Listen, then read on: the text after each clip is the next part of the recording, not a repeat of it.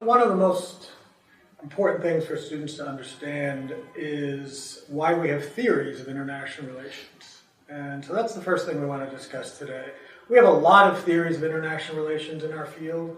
John, why do we have so many theories? Well, Mike, that's a great question, and that's a question that lurks behind the book itself. Why do we have so many theories? And I think there are two answers. One is we have many questions, and they're not all the same. We're trying to explain a lot of different things. Some of our questions have to do with questions of war and peace, others with the functioning of the world economy, the nature of international institutions, historical rise and decline of states, of international orders. So partly we have many theories because we have many things to explain, and they're not necessarily all looking for the same type of theoretical explanation. But beyond that, the world of world politics is exceedingly complex, and there are more than a few things that you want to see in the world. So you can think of international relations theories as glasses, as spectacles that you put on, and each theory illuminates different parts of the world. It puts certain things in the background and certain things in the foreground.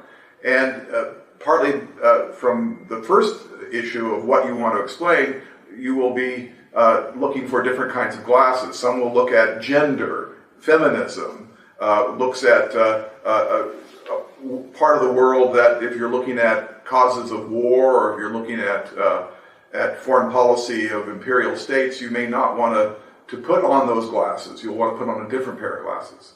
Okay, so we have this idea. The theories are in some ways theoretical perspectives, ways of viewing the world, ways of thinking about the world. Joe, does that make sense to you? Is that the way you think about theory? Yes, largely it does. The image that I use is that we are all concerned with a certain range of very important questions. I think they can be traced back to some degree to a core problem, namely the causes of war and the conditions for peace.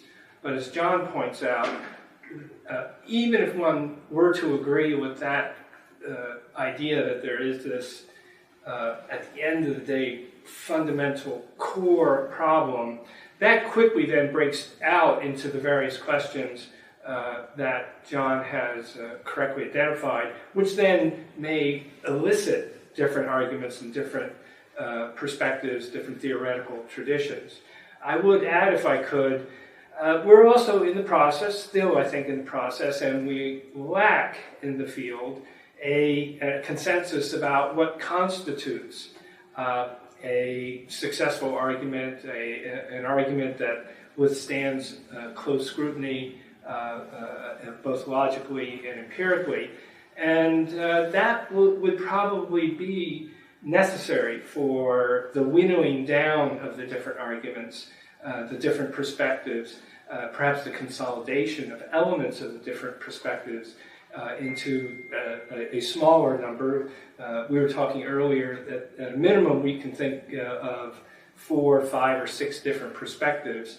And there are disagreements about what constitutes evidence, what constitutes a persuasive test. And I suspect that in the last 20 years there's developed less consensus about that than more consensus. And so that's probably, I think it is one of the reasons why we continue to have, and indeed have had a increased number.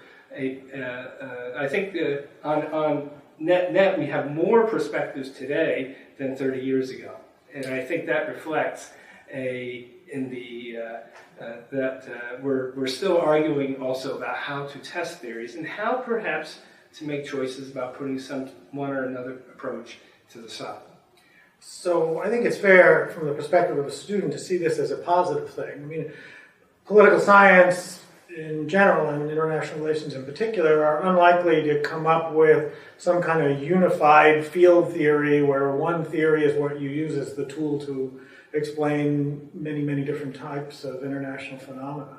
And if I could sort of just interject, there are risks to premature belief that it's possible to have that type of convergence on one theory. I think we've seen that in the discipline of economics, where there was a sense that the rational expectations argument, the kind of economic theorizing that occurred in the 1980s and 90s was the only way that perfectly operating markets ended up getting the world economy in trouble with the Great Recession, which we talk about in the book of 2008, 2009. Many good economists have said that there was too much of a rush to acceptance of that perspective.